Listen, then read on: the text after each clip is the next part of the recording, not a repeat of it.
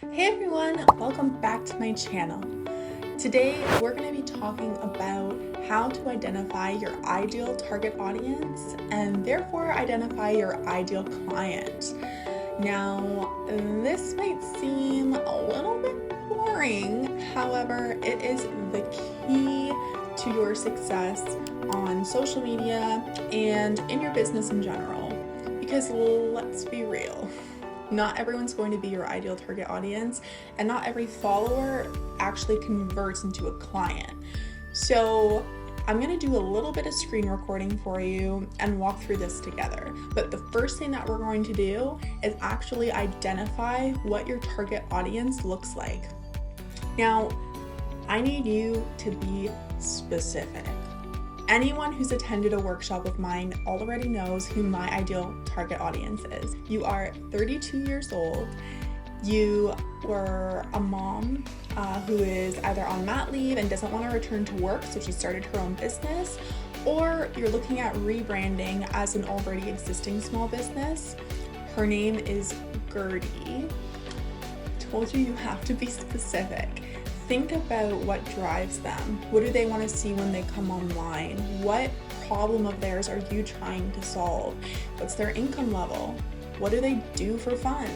All of these questions are really important to help you identify who this persona is of your ideal client and your target audience. So write it out. Put on paper who that target audience looks like to you. Give them a name. And you better comment them below because I'm really interested in hearing if anyone else has a Gertie or Gertrude or, I don't know, something else that's a little bit off the wall but sticks with you, because the whole purpose of this is to think about Gertie every single time you go to post a new product or offer a new service or expand your marketing efforts, or even when you're going to post a regular Instagram post. Think about how this is benefiting Gertie. What does she want to see? Once you've done that, open up your Instagram account and go to your profile. Here, we're going to go to our analytics. We're going to open up our insights, which you can do clicking these three buttons in the top corner of your profile. And once you're in here, you're going to click on your analytics. Now, what we care most about here is your audience. So click on your audience and scroll down. Based on the target audience and your ideal client profile that you just created, see how closely your insights actually jive with that ideal client. Look at the gender. Look at the age. Scroll down and see the time of day that your client is most online. See if you're posting at the time when they're most online, or if there's room for optimizing that engagement period by adjusting your posts to the time that they're most online. See anything off? Do you have a lot of followers that don't match your target audience? If you do, we've got a little bit of work to do, but it's okay because now you know exactly where you're at and you know where you want to be. So next, we're going to go onto our Facebook page. From your Facebook page, you're going to click on Insights. Now, under Insights, we're going to go to Posts, and here we're going to see, again, what time people are most active online out of the people who have liked your page. We're only going to schedule our posts within 15 minutes of those high peak points on your Facebook page. Now, if you go over to people, you'll be able to learn a little bit about your audience. Now, keep in mind, your demographic on Facebook is likely pretty different than your demographic on Instagram if you're doing things right. And I say that because a lot of people toggle on the auto post from Instagram to Facebook, which unfortunately is not a great way to actually increase your page likes on Facebook. Why?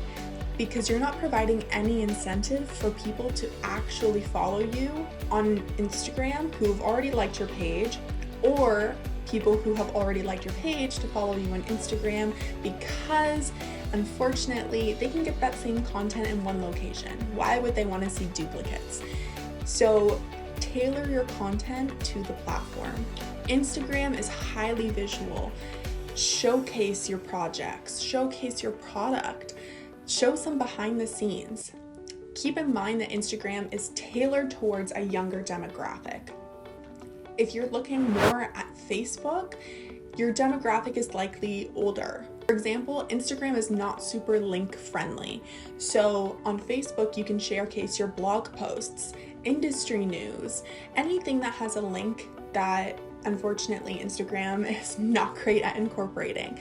So in addition to your links and your blog posts and actually directing traffic to your website, Facebook is a really great platform if you have that older demographic. What does your Gertie look like? Does she belong on Facebook or on Instagram? Make sure you are showing up where your target client is. Now, have a look at those demographics. Have a look at those insights.